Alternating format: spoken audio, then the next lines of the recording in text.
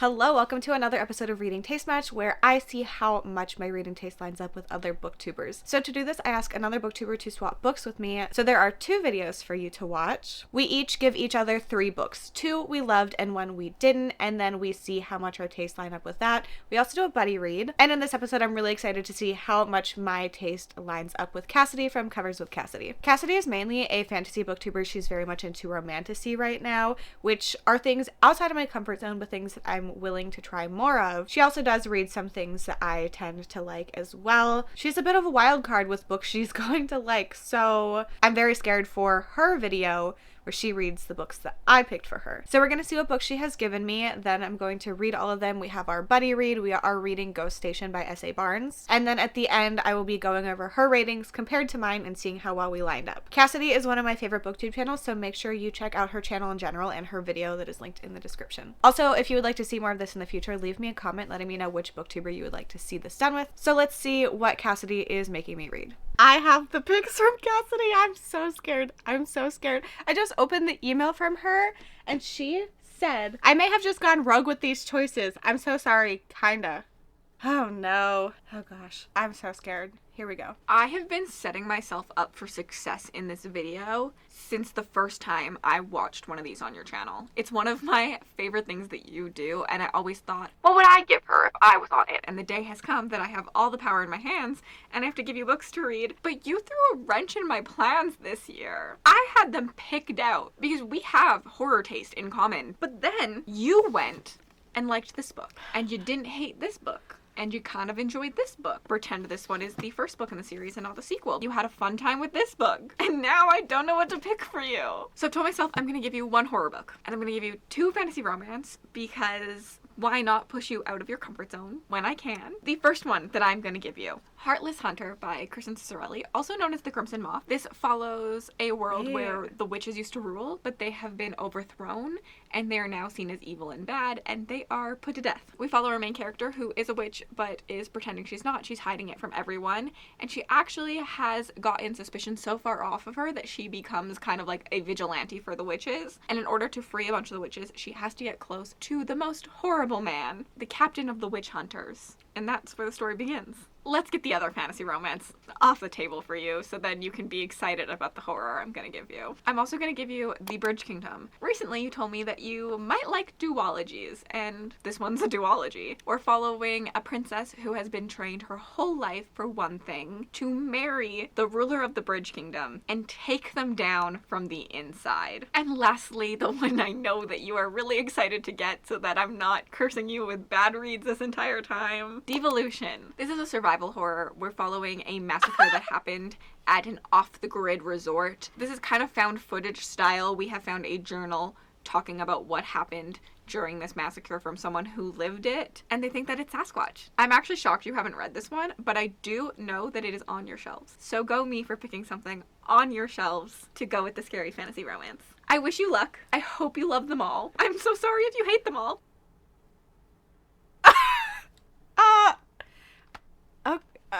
Okay. I'm aware of, what's that called? Heartless Hunter.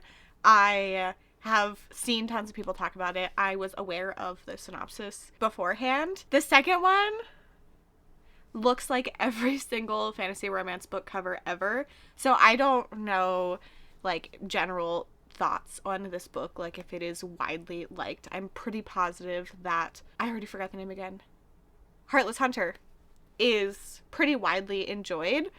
Devolution, I was not expecting that one. I do own that. I have a signed copy, courtesy of Mel. And by signed, I mean scribbled. I guess Mel sectioned this off. Okay. I was not expecting this at all. I wasn't expecting any of them. I was expecting to have to read Ashes of the Sun by Django Wexler. I guess I can cancel my audiobook hold for that. Oh no. Not oh no, but like, this is a plot twist. I was not expecting any of these books at all. I have started Heartless Hunter. I am 136 pages and I just got to chapter 19. This is a YA enemies to lovers fantasy romance, which every single one of those words is not something that I'm typically reading, but so far I'm enjoying this. I'm not completely obsessed with what's going on, but I think the overall story is keeping me interested. So we are following two different perspectives. Rune is our female main character, and she is publicly known as this like airhead, and she's very well off, and she's loved by the kingdom because she is known for turning in her grandmother, who was a witch. There was a revolution and witches became outcasts and are now hunted.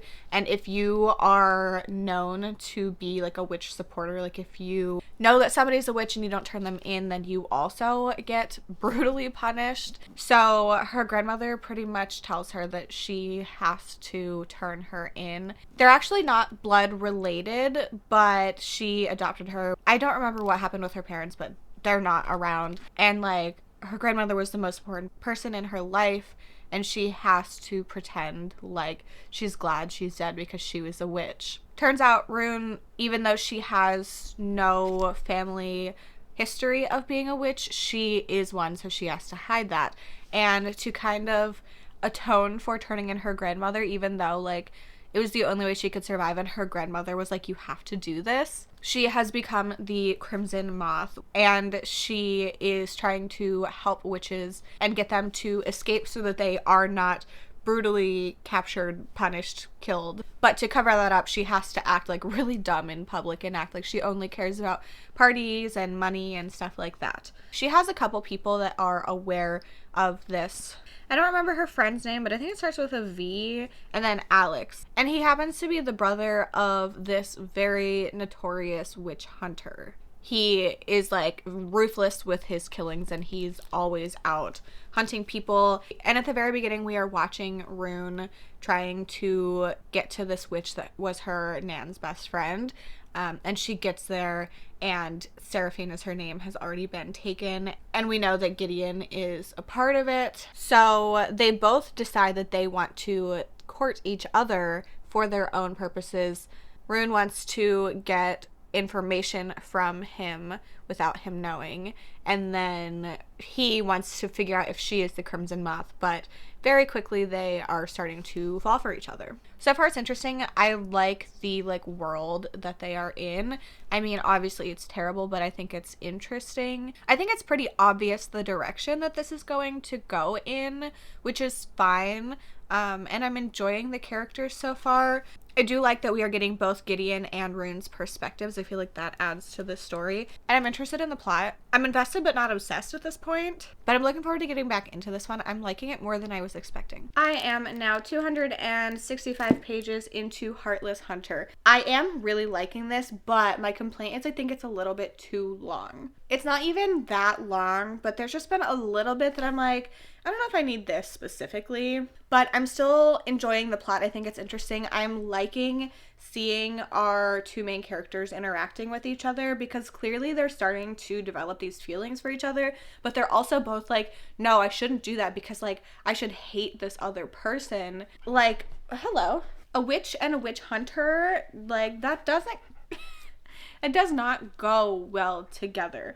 And they both have things in their past that also lead them to not liking each other. I have been enjoying learning more about Gideon and everything that has led him to the situation that he is in now. And the things that are happening are kind of confirming my thoughts from the beginning about where it's going to go. But I'm really liking it. I like our main character. I like how she is so calculated and smart. And Bowser's telling me I talk with my hands too much. And to be able to put on this personality of like being so dumb is like a lot of work, I feel. So it's fun to watch her kind of balance that with being the Crimson Moth, with kind of just existing as a person. So I'm really liking those aspects of it. I just wish it was like a tiny bit shorter, not much, just like a little bit. Bowser's just like melting into me. I'm really looking forward to finishing this up. I'm nervous how it's going to end because this is the first in a series and the second one's not out yet. And usually I'm not desperate to get to a sequel, but I could see this being one that I would enjoy continuing. You want to read it? We're gonna go finish the book. I have finished Heartless Hunter, and I was getting a little emotional at the end of this book. I ended up really enjoying this one. I'm going to give it 4 stars. I can't really put my finger on why it's 4 stars instead of 5 stars. I think because it felt a little drawn out. And, like, I understand that in fantasy books, especially the beginning of a series, like, you need to get the lead up to things, the backstory, the world building, the magic system, things like that. But I feel like it was just a little slow in parts where, like, we weren't really getting those things. So I think that if it was just a little bit shorter, I would have enjoyed it more. I think that would have helped with, like, I guess my pacing issues that I have with it. But generally, I really liked it. I really liked our main character. I liked the direction that it went in. I found it pretty predictable, but also not everything. And also, like, I think it was done in a way that was interesting. And, like, even though I knew some things that were going on, that didn't hinder my experience with it. So, yeah, I really enjoyed this one. This was one that, knowing it was about witches, I was, like, vaguely interested in. I do try to read a little bit of fantasy, generally fantasy romance, mostly on my friends' recommendations, Cassidy being, like, one of the main ones. So, like, I would have maybe, other than this, read it at some point, but I had a really good time with this. I'm very happy that I read this. I think that Cassidy did like this one. I think that there was enough exciting things going on, and I'm assuming she liked the banter that was happening. It didn't feel like a ton of it for me. The romance was pretty central, but also, like, not, I don't know how to explain that. I think I could have used a little more of the romance, but, like, I totally understand why that was not the case. And I am interested in reading the second one. No idea when that comes out. I kind of hope this is a trilogy, but I feel like that's not usually the case because this just says The Crimson Moth Book 1, and I feel like usually if it's a trilogy, they know that from the beginning and they tell you. But a success. Very happy. I'm sorry, but did this character just do a guided meditation where somebody took her into the forest and had Bigfoot embrace her to make her feel safe? The idea of having Bigfoot as this, like, spiritual well-being creature that you use to, like, feel comforted, to, like, have someone protecting you and watching over you is not what I was expecting when I started this book. Anyway, I'm reading Devolution. I'm just about 50 pages in, so I will check in with you in a little bit once I'm a little further in, but I just needed to speak about that because I don't really know what's happening. But quickly, we are getting journal entries. We are following Kate, and she is writing everything down in a journal because, like, her therapist told her to, which, like, can be great. I'm not trying to discount that. I'm still confused about the guided Bigfoot meditation.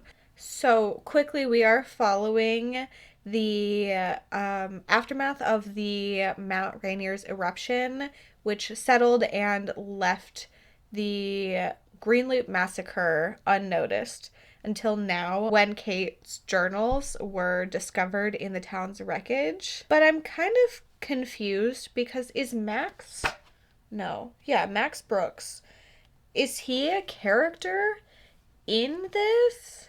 Or is the synopsis just worded really weird? Like, is Max Brooks the one that found these journal entries and is, like, going through and sharing it and stuff?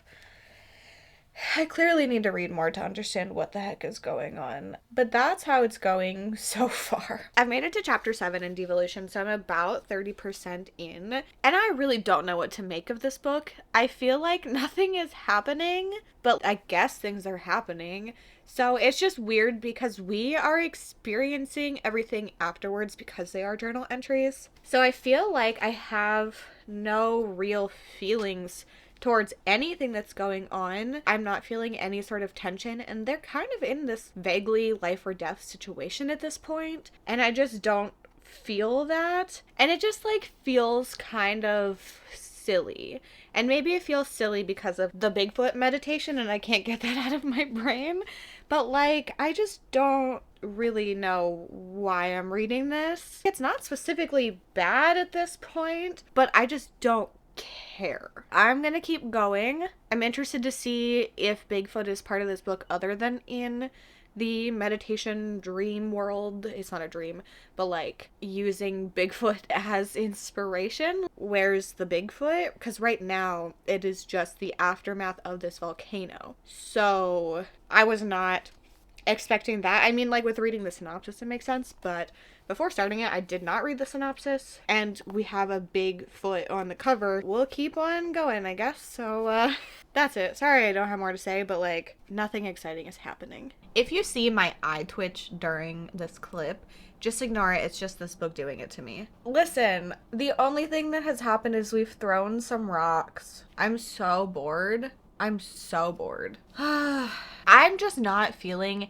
any sort of tension. I don't feel any suspense. I don't have any interest in what's going on. And I'm 200 pages in and I just do not care. So we're continuing to get the journal entries, which is the main story. And then we're also getting interviews, like information about Bigfoot from like experts and stuff, and a lot of information about monkeys and how they compare to Bigfoot. And I'm just like, is this what I should be doing with my time? Like, I don't care about anything. You see the eye twitch? It's going. I wish that I was loving this because it's like survivalist and then creature horror, but I just don't understand why there's no tension. And the like main storyline being told through these journal entries does kind of take away any sort of dread because we know that she's writing it after the fact. Like, we're not witnessing it in the moment, so we're not getting her real feelings. The author is kind of trying to do that, but I don't think it comes across very well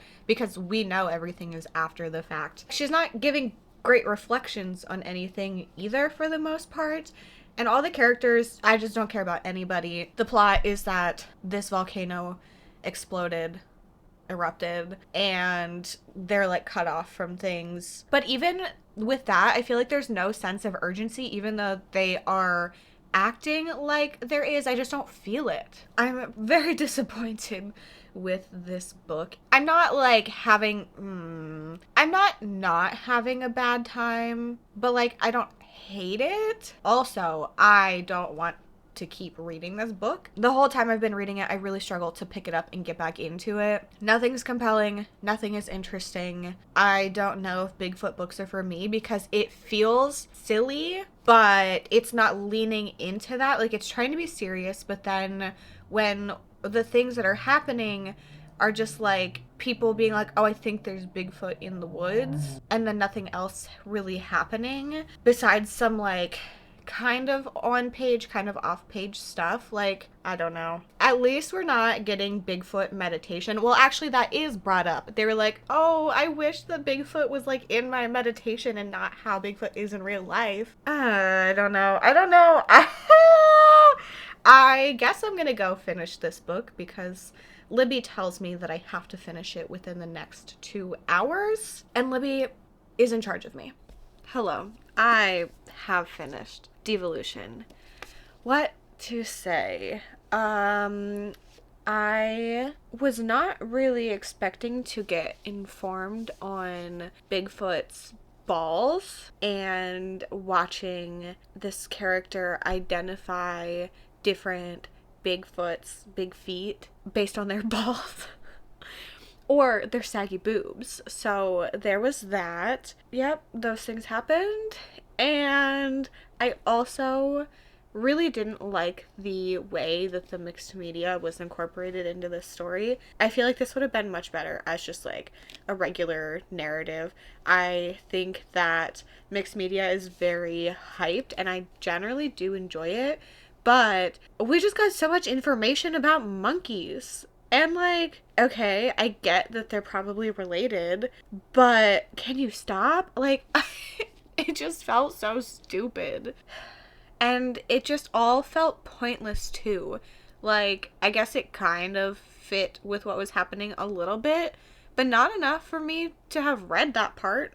Like, I don't know. It just was not it for me. I think I'm gonna give this maybe 1.5 stars. The half star is because I wasn't angry when I read the book. I just didn't like it. I was bored and I thought that it was kind of dumb. And I don't think that some of the stuff that it incorporated to try to be unique worked well. And Bigfoot balls. I don't know. This this is a book that I read. I will be unhauling it, so if you are for some reason looking for a signed copy of Devolution, nice little scribble in here, this will be on my Pango Books. If you loved this book, I'm so sorry, but I don't think this was very great for me. Next, I have made it 140 pages into Ghost Station, and this is the buddy read that Cassidy and I are doing. We both read, I just forgot the title. Where is it? Oh, Dead Silence by S.A. Barnes. I gave this one 5 stars and Cassidy gave it 3.5. Ghost Station does not need to be this long. It does not. I think that is my main complaint. I almost put the wrong book up. Because I feel like it's led to a lot of pacing issues. At this point, this book is mostly sci-fi. The horror in here is her just being like paranoid about random things, and it's frustrating because it's not done in a way where we're questioning if she is seeing things or not. Like, she's very much like, oh, this is not real, I'm just paranoid because I have these issues and there's these things. So we're following a psychologist, Ophelia Bray, and she is sent on this mission because this space crew has just lost one of their crew members to this disease called ERS, which is just like your brain not being able to function anymore, shutting down, not like shutting down like it stops working, but like you just like aren't yourself. The worst case of it led to the brutal murders of 29 people, and we know that she has some sort of connection to this, and she is going on the ship to give support to the remaining crew members and to make sure that nothing happens to any of them. And this crew is going to this planet that it's, I guess, abandoned. So there used to be a civilization that lived there that died off. So they have like structures and stuff like that. And they are going to investigate and kind of get it ready for other people. And then there's something in the synopsis that has not happened yet, but something horror related is going to happen, and the crew members don't trust her because she is part of this very like rich family, and they also know about something that happened with one of her patients in the past. It was a very public thing. This book right now is very boring. I think that everything that has happened could have been done in 30 pages instead of 140. I am just not loving the pacing of it. I think that there are some aspects of it that remind me of Dead Silence with like the way she's trying to bring the tension to the book, but like I'm not feeling any of that. So it's kind of frustrating. I actually read most of this part yesterday, but I was just having a really bad like brain focus day, and I think this book was not helping because I was just like not invested in anything. I think that if I was really loving a book, then I wouldn't have had issues with it. And then also the new Sabrina Carpenter album came out. I accidentally listened to it twice last night, and that's just been distracting me from reading as well. But I'm going to get back into it. It is starting to pick up a little bit, so I'm hoping that I will like it more. But yeah, my main complaint is just that it's too long and nothing is really happening in that time, and the little amounts of tension she's trying to build are just not working for me.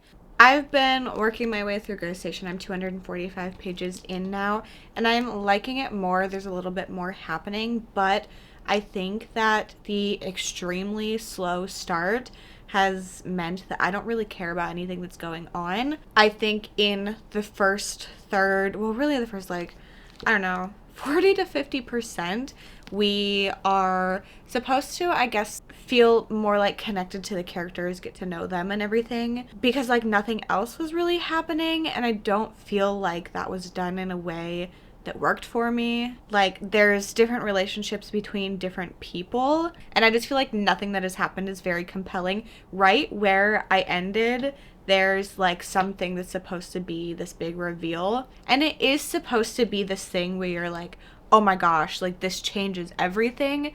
But I just like I don't care about that either. I feel like everything that is happening with the characters, like with their backstories and learning about that, like it's just not impacting me in any way, and it's very frustrating. And everything that is happening is making me not really question the situation, but question the character. And we are supposed to be questioning the character to an extent, but because of the way it's done, like, I'm just like, well, whatever. The creepy stuff doesn't seem to matter with all of this other information that we're getting. There's not really that much creepy stuff, but I'm interested to see how it ends, because there has been some more of like actual horror. It's mostly just like gross stuff. I don't think that the creepy stuff is working, but there is some like pretty descriptive, like gross things. So hopefully that continues more and that gets me a little bit more invested. I'm curious what is the cause of things that are going on, but I'm not obsessed with this in any way. It's good enough. It's fine. And even though like I see some parallels to Dead Silence, this almost feels like it came before it, because it's not done as well. I finished Ghost Station. I think I'm gonna give this one 3 stars. It's kind of on the lower end of that because I never found myself very invested in this book. I was interested enough to continue, but I didn't feel the sort of like dread that I wanted to feel from a situation like this, where it was very life or death. Like, they're on another planet, there's things going wrong, but like nothing was creepy. I feel like that is what was really missing from this for me to be invested. I feel like in Dead Silence, pretty early on, I was like needing to know what was going on because there were creepy things that were happening with the environment they were in. And in this one, she tried to use some of the same tactics, but I don't think that they worked as well. I think that having our main character so hyper aware of certain things made it that like I just felt no tension. I think that how it wrapped up was interesting.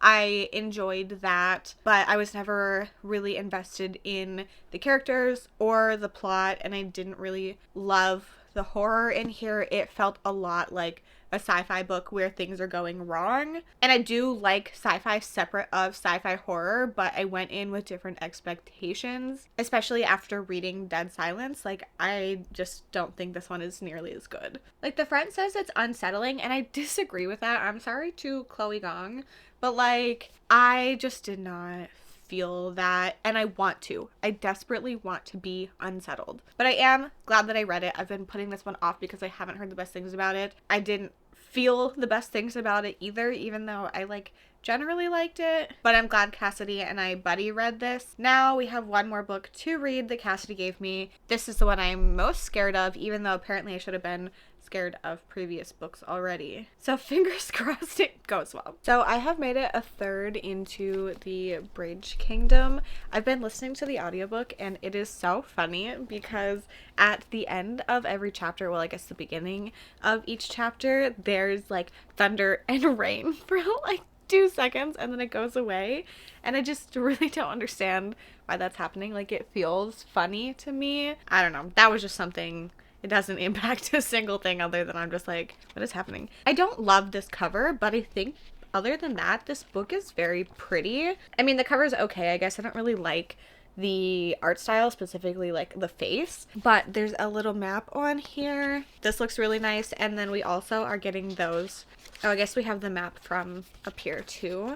But at the beginning of each chapter, we are getting this as well. I think it looks the same for all of them, or maybe the 2 main characters have different ones. No, they're the same, but like, that's just a really nice touch, I guess. Now that I've rambled about what the physical book looks like, I guess I'll tell you about the actual book. We are following Lara and Oren, and they are both very high up in their respective kingdoms. Oren is the king, and Lara is a prince. She is a warrior who was trained in isolation, and to her knowledge, two things are true: that she hates Oren, and he's her enemy, and the second thing is that she's going to take him out. So there's this treaty between the two kingdoms that started 15 years ago. And as a result of that, there is this like agreement that the country that Lara is from will give one of the daughters, like the princesses, to the Bridge Kingdom king, so that they have like an alliance, and hopefully the two kingdoms are going to like have better relations and stuff like that to help everybody out. And this has finally come into play, and we watch at the very beginning as Lara makes some decisions that puts her as the sister that is going to become the queen. So growing up, she learned that the Bridge Kingdom kind of takes everything for themselves and leaves everybody else struggling. So she is sent as this like peaceful offering with this treaty, but she has other motives. And when she gets there, she starts to learn about the Bridge Kingdom. The bridge itself is this very, like, sought-after thing. And then also, in this kingdom, they aren't allowed to leave because they can't share the secrets of the kingdom. So she's, like, trying to smuggle some information back to her family to help out her own country. And to do that, she has to get close to Aren to get information from him to share. But, like, she has to do that through codes, and like it has to be a very secret thing, or obviously like they're gonna. So I'm 122 pages in, which is 16 chapters, and like I don't know why, but I am enjoying this a decent amount. Not that I don't know why I'm like, this is bad, but I'm still liking it. It's just I feel like not much has happened. Like, I guess it has, but we're just watching Lara kind of like wander around and be like, oh, maybe there's a secret here that I can find. But I guess I'm liking the characters. Like, I really can't put my finger on why this is working for me. I'm not like completely obsessed. It doesn't feel like an all-time favorite or anything. But in my brain, I was not going to like this book. I don't know why. I just like, I don't know, the cover maybe, just like something about it. Let's be honest. I am scared by books that have the word kingdom in the title. I am trying to branch out, and generally with me doing that, it is reading like romantasy, but it still scares me, and things that are more focused on stories like this, I'm more wary of, because I just feel like they probably won't be my thing. But I am liking this. I like how feisty Lara is. Like, she's here to do what she needs to do, and it's like done in a way that it's not like comical funny, but it's just like a little bit of some like dark humor that I'm finding funny.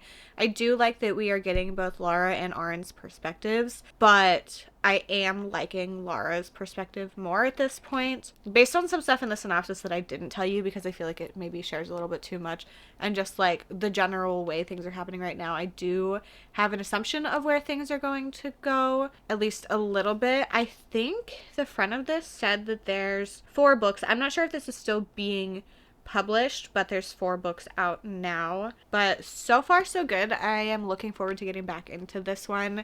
This feels refreshing after especially Devolution, which I'm still really sad about. I am now 236 pages into the Bridge Kingdom, and between this and Heartless Hunter, I have decided that something that I think that I like and would probably want to explore more of. So if you have any recommendations for this, let me know in the comments. I think I like when our female main character is kind of undercover. Not that she has secrets, because I feel like that is the case for everybody. I don't want to be withheld information about our main character's motives, but I think I really like when her motives are different than what people around her are aware of. So in this one, she is kind of undercover as a spy to help her own country. In Heartless Hunter, she went around and presented herself as this like really dumb person, but underneath she was like secretly working to help these witches. And I think that's really working for me because it just adds an added level of suspense, because like what if they get caught? How are they planning to do things like this? Because you have to be pretty smart to present yourself as two different people in such a calculated way, and I really enjoy it, and I think that is what is keeping this story interesting for me.